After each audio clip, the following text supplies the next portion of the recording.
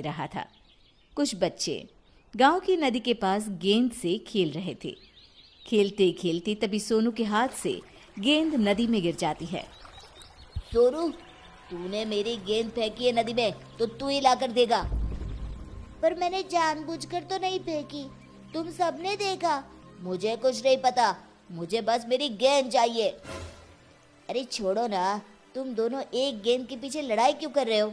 एक गेंद ही तो है ना, दूसरी खरीद लेंगे। वो गेंद मेरे मामा शहर से मेरे लिए लाए थे, जो इसने अभी अभी नदी में फेंक दी। तू बड़ी इसकी तरफदारी कर रहा है, तू ही क्यों नहीं ला देता मेरी गेंद? हाँ ठीक है, मैं ही लाऊंगा तेरी गेंद। पिंटू तरुण की गेंद लाने के लिए नदी में जाता है। सोनू उसे जाने से बहुत मना करता है, क्योंकि गेंद पानी के बहाव से बहुत दूर जा चुकी थी। पर वो सोनू की एक नहीं सुनता और नदी में चला जाता है। नदी में जाते ही उसका पैर फिसल जाता है और वो जोर जोर से चिल्लाने लगता है, बचाओ बचाओ, कोई मुझे, मैं डूब रहा हूँ। तुम्हारी वजह से देखो क्या हो गया, पिंटू डूब रहा है। पिंटू, तुम चिंता ना करो, मैं अभी किसी को मदद के लिए लाता हूँ। सोनू गांव से किसी को बुलाकर लाता, उससे पहले पिंटू खुद ही पानी से बाहर आ जाता है। तभी सोनू पिंटू की माँ को अपने साथ लेकर आता है। मेरे बच्चे, तू नदी में क्यों गया था? अगर तुझे कुछ हो जाता तो मेरा क्या होता? पर तू बाहर कैसे आया? मुझे ऐसा लगा जैसे किसी ने मुझे पकड़कर नदी से बाहर निकाला है, पर जब मैंने अपने पीछे मुड़कर देखा तो वहां कोई नहीं था। पर माँ, सच में कोई तो था। अरे किसी ने भी बचाया हो, मेरा बच्चा बच गया, बस मुझे और क्या चाहिए। चल अब घर चलते हैं। बात को टालते हुए रामती और बाकी बच्चे वहां से अपने अपने घर चले जाते हैं। अगले दिन सुबह सुबह कल्लू अपनी पत्नी को खूब मार रहा होता है, क्योंकि एक तो उसने नशा किया हुआ था, ऊपर से आज रेखा से सब्जी में थोड़ा नमक तेज हो गया था। इतना घटिया खाना कौन बनाता है? आज से तू इस घर में नहीं रहेगी, निकल जा यहाँ से। मुझे माफ कर दीजिए, आगे से मैं ध्यान से खाना बनाऊंगी, बस मुझे घर से ना निकालिए। अरे क्यों मार रहा है बेचारे को? ऐसा उसने क्या कर दिया जो उसे मारे ही जा रहा है? इसको बिल्कुल भी खाना बनाने नहीं आता, कभी मिर्ची तेज कर देगी तो कभी नमक। इसका मतलब तू उसे मारेगा? अरे कभी कभी तो हमसे भी खाना अच्छा नहीं बनता, हमारे पति तो हमें बिल्कुल नहीं मारते। पर मैं आज इसे नहीं छोड़ूंगा, ये तभी सुधरेगी। कल्लू अपनी पत्नी पर जैसे ही हाथ उठाने वाला होता है, कल्लू के सर पर पीछे से कोई थप्पड़ मारता है। कल्लू पीछे मुड़कर देखता है तो पीछे कोई नहीं होता। वो फिर अपनी पत्नी पर हाथ उठाता है, अब के उसे पीछे से कोई तेज धक्का देकर नीचे गिरा देता है। कौन है जो मुझे मार रहा है? पास में पड़ा डंडा अचानक हवा में उड़ते हुए आता है और कल्लू को जोर जोर से मारने लगता है। पूरा गांव ये दृश्य आंखें फाड़ फाड़ कर देख रहा होता है। अरे अरे अरे, कौन है जो मुझे इतना मारे जा रहा है? दिखाई क्यों नहीं देता तू? मैं अब कभी अपनी पत्नी को नहीं मारूंगा, जैसा बनाएगी वैसा ही खा लूंगा चुपचाप। अब मुझे छोड़ दो। कल्लू के इतना कहने पर डंडा रुक जाता है और नीचे गिर जाता है। उसकी पत्नी उसे उठाकर अपने साथ घर के अंदर ले जाती है। ये तो चमत्कार ही हो गया, ऐसा तो मैंने कभी नहीं देखा। आखिर ये कैसे हो सकता है? सामने कोई दिखाई नहीं पड़ रहा था और डंडा अपने आप कल्लू को पीटे जा रहा था। कुछ भी हो भीमा भाई, जो हुआ बहुत अच्छा हुआ। गांव के सभी लोग वहां से चले तो जाते हैं, पर रोज गांव में ऐसी ही घटना होने लगी, जिसमें गांव वालों को शक होता है कि कोई तो है पर दिखाई नहीं देता वो। कुछ दिन बाद मनोरमा के झोपड़े में अचानक आग लग जाती है। उसके साथ उसका 2 साल का बच्चा भी अंदर झोपड़े में ही होता है। बचाओ बचाओ, कोई हमें! आग आग! अरे गांव वालों, मनोरमा बहन के झोपड़े में आग लग गई है, जल्दी आ जाओ। अगर इस आग को जल्दी से नहीं बुझाया तो मनोरमा और उसका बच्चा इसी आग में जलकर मर जाएंगे।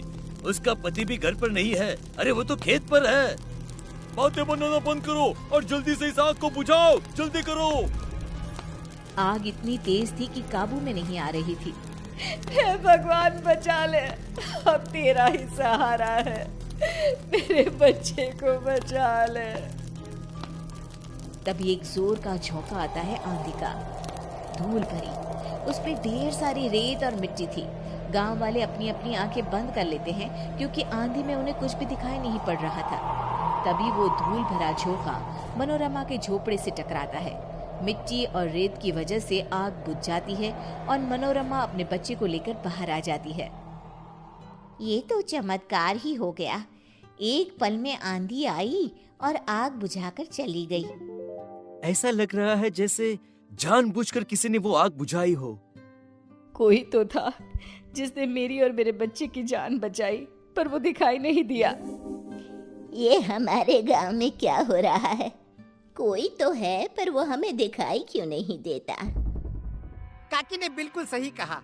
इस गांव में कभी भी कोई मुसीबत हो तो वो तुरंत आकर उसे बचा लेता है, पर कभी किसी ने उसे देखा नहीं, बस महसूस किया है। अरे मैं तो कहता हूँ क्यों न हम सब मंदिर के पंडित के पास चले। हाँ हाँ, ये सही रहेगा। वो पंडित जी बहुत पहुँचे हुए पंडित हैं, वो जरूर बताएंगे इसके बारे में। फिर सभी गांव वाले मिलकर मंदिर जाते हैं पंडित से मिलने। अरे भाई, क्या हुआ? आज पूरा गांव मंदिर में कैसे? जरूर कोई बात है।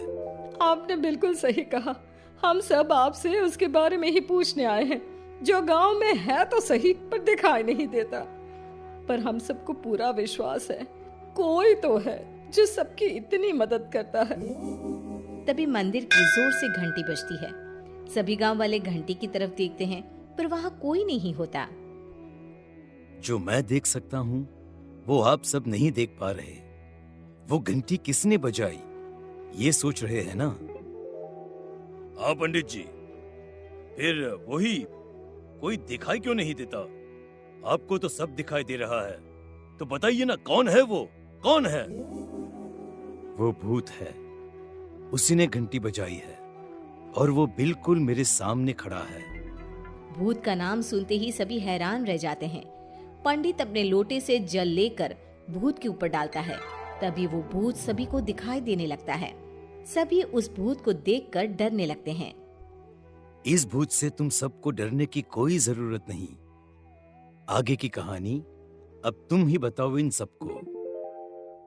हाँ, मैं हूं वो जो कभी किसी के बच्चे को नदी से बचा रहा हूं तो कभी किसी को आग से। वो सब मैंने ही किया है और ये सब मैं इसलिए कर रहा हूं क्योंकि मुझे अपनी गलतियों पर बहुत पछतावा है। मैं वही चोर हूं जो अक्सर गांव में चोरी किया करता था। मैंने बहुत से घरों को लूटा था। ये सब उसी का प्रायश्चित है। मैं मर गया और भूत बन गया, फिर भी मुझे अपनी गलतियों का पछतावा होता रहा। एक दिन पंडित जी ने मुझे देखा और बोले, जिन घरों को तूने लूटा था उनकी रक्षा करना तेरा फर्ज बन गया है। तभी मुझे अपनी गलतियों की माफी मिलेगी और मुक्ति मिलेगी। अब तुम्हारा प्रायश्चित पूरा हुआ, मैं तुम्हें मुक्ति प्रदान करता हूँ। उसके बाद भूत उस गांव से हमेशा के लिए गायब हो गया।